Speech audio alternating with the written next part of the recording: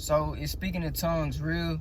Like when they be in church and they be la la la la la la la hold up ba ba da da da da da da da. So when they do that, like, is that real? Is that like a real language or a real spiritual thing that they doing?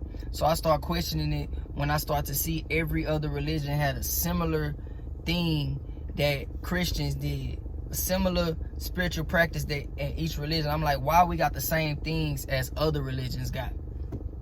So I started looking into it, digging into it. And for example, like on the movie, the Tina Turner movie, when she used to meditate and she'd do the Yamna Horengekyo, Yamna Horengekyo. That was like a similar, that sound kind of like similar what they be doing in church when it come to the chanting, the meditation and stuff like that. She said she was describing the feeling it gave her peace and helped her, you know, get through what she was going through, and that's how she put that in her prayers and stuff like that. So in the same way, it's like a form of meditation. When you dig deep, you see that it help when you do like these meditations. And Hindus, they do the same thing too. They got little chants they do and quiet time meditations and stuff, and hymns they do and stuff like that. Buddhists, Hindus, and other religions too, that they do. And when you get to digging into it, you'll see it's like a form of divination. So, and you know, it's Christians and scriptures teach against divination. You're not supposed to get into divination. This could be a real long video, but I'm trying to keep it short.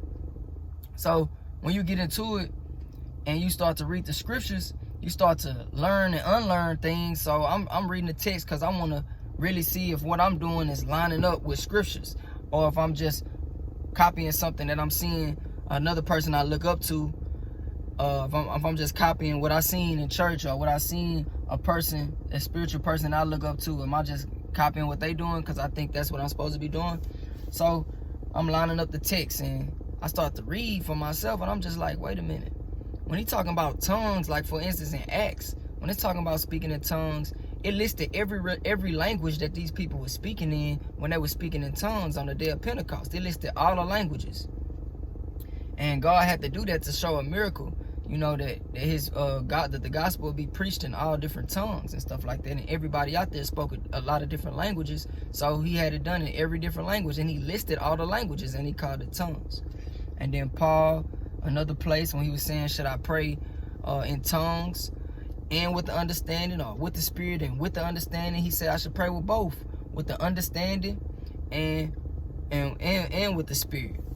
So when people be saying, and then it says if you praying with the spirit, you're supposed to have an interpreter or whatever. Like, people, it's supposed to be able to edify the church, or edify the person. They're supposed to be able to understand what they're saying. So that brought me to, okay, I shouldn't even speak in this language. I shouldn't say these things. I shouldn't even speak like this unless it's somebody, unless I can understand it, or it's an interpreter there. Okay, boom. So like, okay, then you go in the scriptures some more, and people like to say that it's a heavenly language. You can speak directly to God when you speak in tongues, but that don't make sense, because you telling me if I got this so-called spiritual gift and God don't know all languages, like he hear me more if I speak in this certain language? That's favorite. Like, God not a respecter of person. Like, that don't even make sense. Like, God can hear you more and stuff like that. You get to, like, that don't make sense. And then I remember Paul said he went to the third heaven. He said he went to the third heaven. He said he heard a language unspeakable, and it wasn't even lawful for a man to speak. So I'm like, okay, he went to the third heaven with God at, and he heard a language that was unspeakable. If the language unspeakable, he couldn't even utter it. It wasn't even lawful to utter. Like, he not even supposed, it wasn't lawful. You couldn't, he said it was unspeakable. You couldn't copy the language. It was unspeakable. I mean, it was unlawful for, so you wasn't even supposed to even speak that. So that's another thing. I'm like, okay, I don't get that either. So then, even like in the beginning in Genesis, when the word tongues is even first being used, it was when they was getting off of the Noah's Ark, and it was talking about how I forget, it's right in Genesis in the beginning, but it talk about how they got off the boat, and every man and they spoke in their own tongue or whatever, and it was talking about their own language.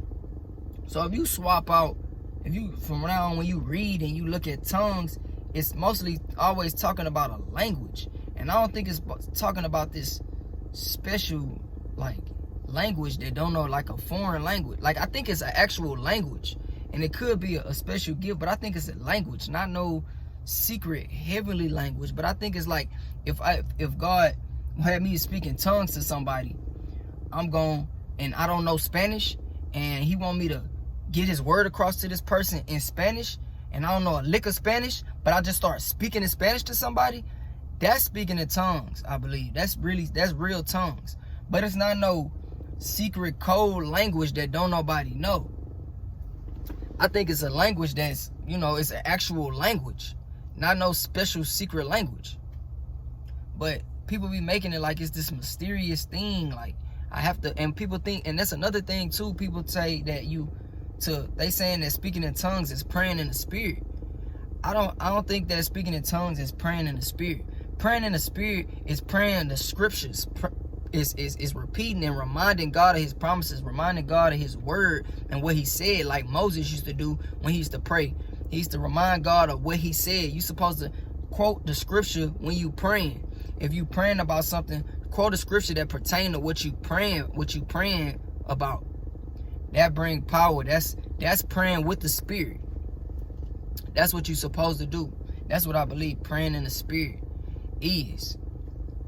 But all that Bible stuff, speaking in the tongue stuff and all that, I believe that that's a form of divination, and that's what people be doing to open a third eye and mess with the thing when they talk about the chakras and stuff like that. That go get into tapping into all that, because it do something to you if you do it a lot. It do something to you. I mean, people say it open you up to the spiritual realm and stuff like that. Like, it go real deep. But those are just a couple examples of why I stopped doing that so-called spiritual practice. I don't believe that it was, biblical in the way that it's taught today. I believe that it's a real live language like Spanish, French, Chinese. I think those are examples of tongues, but from a person who have no knowledge of them. But that's what I really think it's about. But I feel like when people speaking in tongues, like, you got to be careful, because they could be casting a spell on you. Like, it's demonic tongues too. Like, it's things that we don't know about, languages that we don't know about, that could be spiritual languages that they speaking in the spiritual realm that you don't know. Like Paul was talking about a language in the heavens that he couldn't utter, that couldn't be uttered, and it was unlawful. It could be the same thing in the spiritual realm. Like, you're not supposed to be doing that, and you could be tapping into something that you don't even know what you're doing.